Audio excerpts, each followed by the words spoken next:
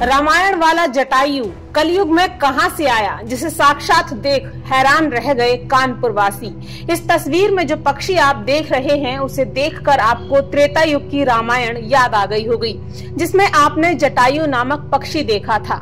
ये भी कुछ ऐसा ही पक्षी दिखाई दे रहा है।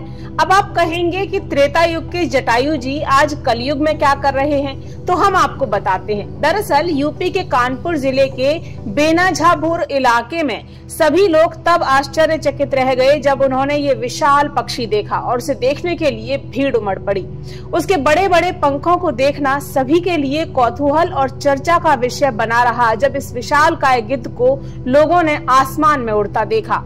लोगों का कहना था कि करीब एक हफ्ते से ये यहीं आसपास उड़ रहा था। हालांकि कानपुर के ईदगाह में रहने वाले शरीफ नाम के एक युवक ने अपने 5 साथियों के साथ मिलकर बड़ी सी चादर में इस पक्षी को पकड़ लिया और फॉरेस्ट विभाग को सूचना दी गई। वन विभाग में भी सूचना पाकर हड़कंप मच गया।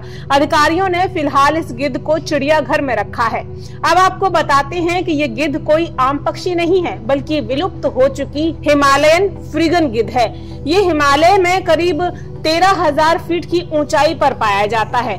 इसी के साथ ही तिब्बत के इलाकों में भी इसे देखा गया है। सरकार इनके संरक्षण के लिए कई योजनाएं भी चला रही है।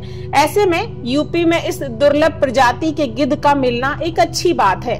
ईदगाह के आसपास रहने वाले लोगों ने बताया कि ये जोड़े से था, लेकिन एक मादा गिद्ध वहां से उड़ गई। हालांकि वन विभाग उसकी तलाश में जुटा हुआ है। फॉरेस्ट ऑफिसर्स का कहना है कि जो मादा गिद्ध उड़ गई है, अगर वो मिल जाती है तो कानपुर चिड़ियाघर में इस गिद्ध की ब्रीडिंग कराई जा सकती है। फिलहाल इस गिद्ध की उम्र को लेकर रिसर्च किया जा रहा है और अभी इसे 15 दिनों के लिए क्वारंटीन भी किया गया है। हालांकि इस गिद्ध के आने से कानपुर चिड़ियाघर में हिमालयन गिद्ध की संख्या अब 2 हो गई है। जो पहले से गिद्ध वहां मौजूद है वो भी बेहद विशालकाय है। उसकी हाइट करीब 2 फुट है और वहीं पंख फैलाकर उसकी चौड़ाई 5 फुट के आसपास बनती है।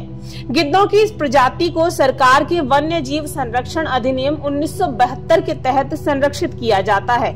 इस दुर्लभ सफेद हिमालयन फ्रीगन गिद्ध का मिलना वन संरक्षण के लिए बहुत ही सुखद खबर है, क्योंकि अब इस तरह के वन्य जीवों का विलुप्त होना पर्यावरण और प्रकृति के लिए नुकसानदायक साबित होता जा रहा है।